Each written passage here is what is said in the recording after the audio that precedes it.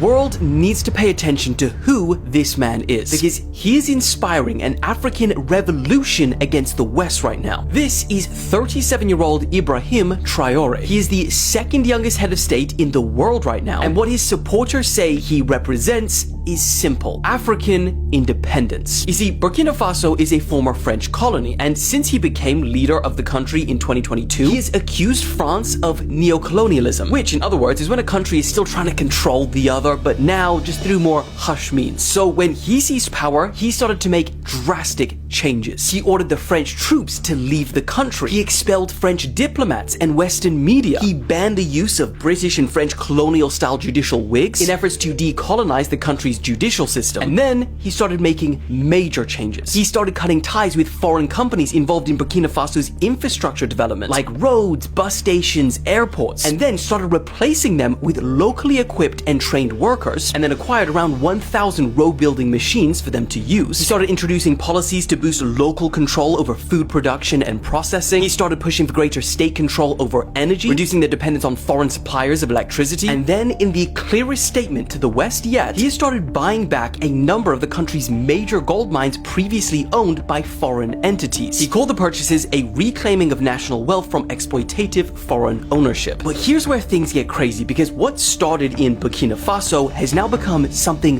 much bigger. They've now joined forces with Mali and Niger to form the Alliance of Sahel States, basically saying we've got each other's backs and we're done with all influence from the West. Ivory Coast and Senegal are now also pushing to remove foreign military bases, and a former Nigerian senator described Traoré's actions as the spirit of a continent yearning to be free, dignified, and prosperous. And that is exactly why we're seeing it slowly transition from one country in Africa to Africa as a whole. Because the question that's increasingly being asked is, why is such a resource-rich continent that literally powers the world so poor themselves? Now, here's the problem. We've seen revolutions like this in Africa before, and they haven't ended well. Back in the 1980s, Thomas Sankara led Burkina Faso with almost the exact same vision Traoré has now, rejecting foreign aid, nationalizing roads and railways, and calling for true African independence. But just 4 years later, he was assassinated. His policies were reversed, and French firms regained contracts for roads, railways,